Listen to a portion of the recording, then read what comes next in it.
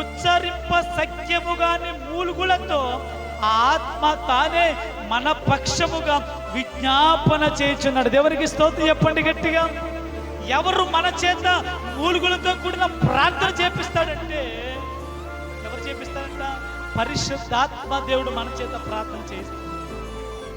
పరిశుద్ధాత్మ దేవుడు మనతో ఆ ప్రార్థన ఎలా చేస్తాడంటే, నువ్వు ప్రార్థన చేయగా చేయగా నువ్వు ఏ బాధతో, ఏ దుఃఖముతో, ఏ బలహీనతతో, ఏ గుండె ఏంటి బలహీనపడిపోయి వస్తావో, ప్రార్థన చేస్తున్నప్పుడు నీ సమస్య కొరకు ఎలా ప్రార్థన చేయాలి నీకు తెలియదు.